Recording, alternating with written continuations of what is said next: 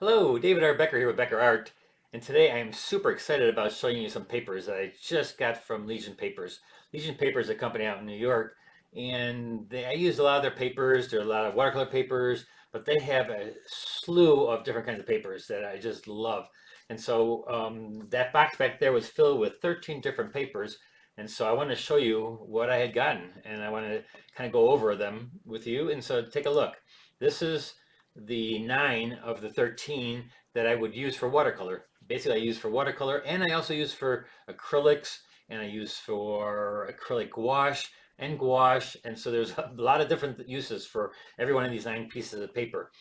What I had done is taken out 6 of them because I didn't take out a 140 and a 300 pound or a heavy and a medium of the Yupo because they're the same. If you're using 300 pound or 140, they're pretty much the same paper. One's thinner, one's thicker.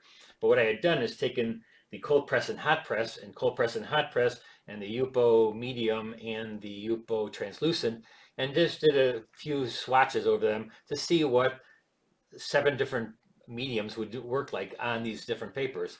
And so what kind of mediums have I used? Let me just show you really quickly. I use these paints by Holbein. And so Holbein makes all different kinds of mediums. And these are the ones, 7 I use. Now there's 8 up there. I did not use the dual aqua oils on this because that's for the oil paper. I'll show you that in a little bit. So I used the acrylic ink, I used the watercolor, I used the watercolor gouache, I used the heavy bodied acrylic, I used the acrylic gouache, and then I also used the iridescent acrylic, a color pencil, and again, like I said, the aqua oil I used on the oil paper. I'm just going to show you. And so with that, I took that and I took my brush and I just brushed a swatch of it across each one of these different papers. You can see they're written on the bottom. If you can also stop your video and check this out, you can look at them closer up. But basically what it is a cold press, hot press, cold press, hot press. This is in white, this is in black, and this is the 2 Yupo papers. And so as you can see, I wrote on here the acrylic inks. The inks are on the top row. And when I got to the black paper, because that's very transparent, is the ink is very transparent. So what I had done there is I added a little bit of white to it. I added white, titanium white to that, just so that it would show a little bit more. And so that also did with the watercolor, which is the second row. And I just went through there. Now, the papers that are cold pressed are definitely going to be more textured than the hot press. So you're going to see a little bit more texture when you do these little swatches. They're going to be a little bit more rougher because it is a cold press paper. And then the hot press makes it nice and smooth. And same thing with the black paper. And also with the black paper, doesn't it seem like the colors are richer? That's because it's on black paper. And the opaque ones that don't have the white in them are covering up the black. And so the black just kind of makes it look bright. But then again, so does the white. The white kind of gives it a different kind of look because it's a color that's vibrant on top of white. Now on the translucent paper of Yupo, which is plastic paper, these are plastic papers, that's going to be definitely smooth. You're always going to get smooth. And you have to learn how to make it smooth in some ways depending on what kind of medium you're using on it. Like if you're using an acrylic gouache, it's like using oil paints almost on your Yupo paper. I love it. I absolutely love using acrylic, any kind of opaque colors on Yupo that are thick because you can just rub it on there and it slides. It just really, literally slides onto the paper. And maybe it's because both of the medium is plastic and the paper is plastic. Maybe that's why they really work well together. I really love the acrylic gouache and the acrylics and even the watercolor gouache I like to use on the Yupo because it feels right. It's smooth and something about that. Now the most people use alcohol inks on Yupo because that's what they feel they can't get any kind of control over their washes. But with the acrylics, you're using it now like a watercolor. But I've seen people use watercolor on it pretty well. You just have to use a pigment and wet into wet, and you can control it. And so you have to practice with it. It all depends on what you want to use it. Now, that said, I use all these mediums together. I use the inks together with the watercolor, together with the gouache, together with the acrylic gouache, and even sometimes even the oil acrylic. No, the aqua oils, I mean. And so, yeah, I can mix and match. You may do that completely. Let me just show you some of my work to show you how I use these different mediums on the different papers. Because again, I don't just use one kind of paper to use one kind of medium. I use them all. I use every one of these every one of these mediums I use together sometimes on every one of these different papers, depending on what you're painting and depending on what you want it to look like. And so let me just show you really quickly what I had done with some of these.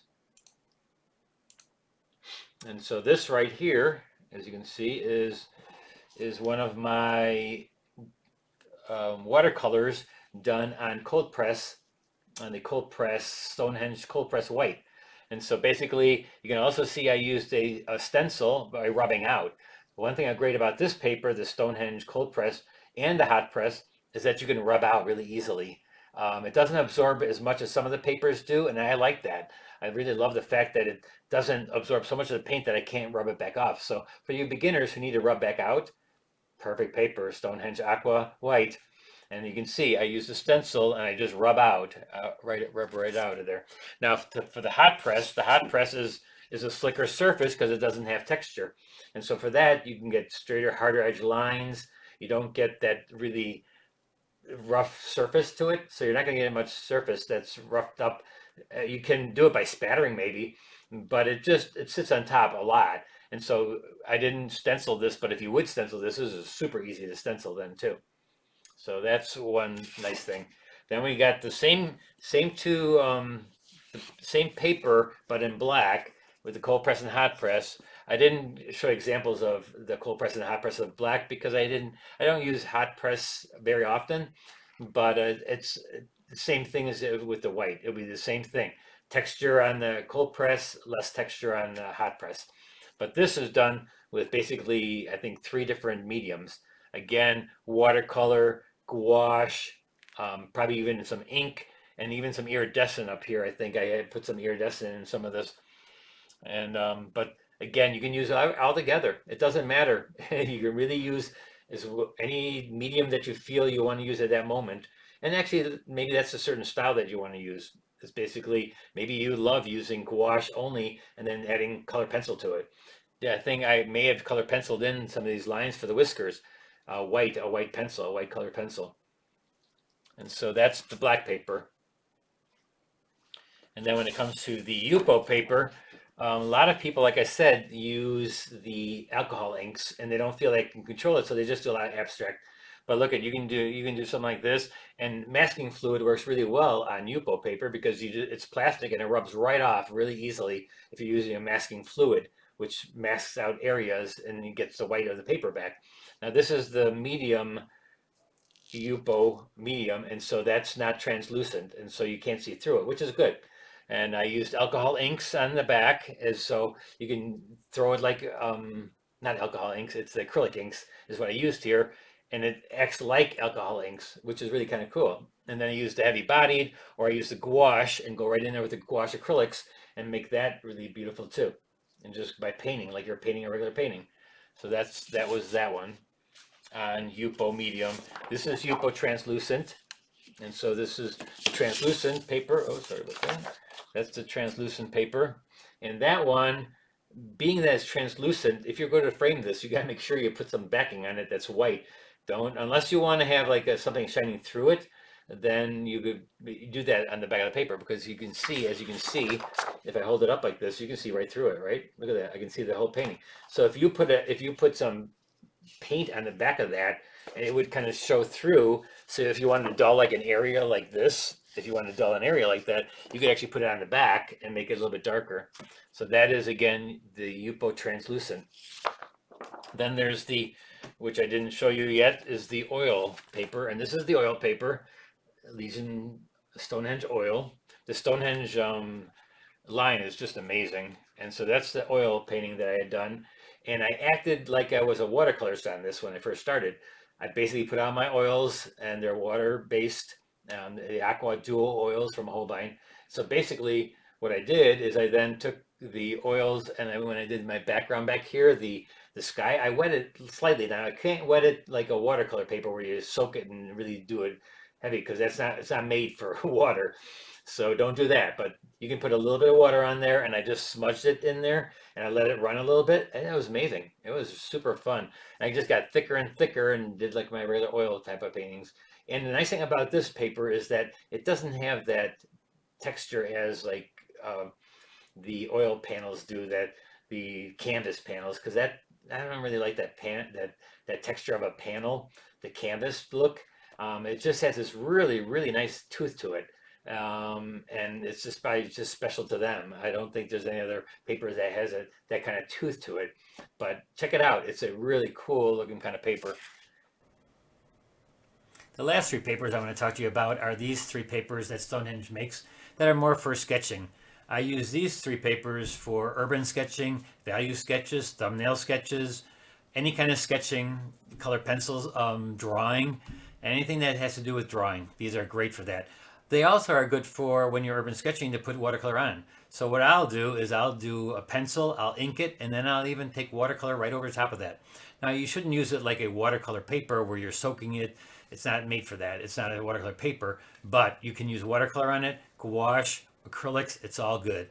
So those are the 13 papers I wanted you to see, and they're awesome papers. I highly recommend every one of them. But one thing that I want to tell you about is that Legion Papers just let me know that they are putting all their papers, not all their papers, I think their Stonehenge brand, they're putting them and mounting them on aluminum panels. So what a great idea. And this is for any watercolorist like myself who now wants to wax their watercolors and put them into frames and standard sizes. These are going to be great. I just can't wait to get them. So they're going to be at your local store soon. So get some Legion papers. And you can also get it in the paper still. You can still get the pads and the blocks. They're all good. So get your Legion papers and be creative and do a lot of painting. That's what the main thing you got to do if you're going to get better is just do a lot of painting. And so be creative and have some fun. And I'll see you next time. Bye-bye.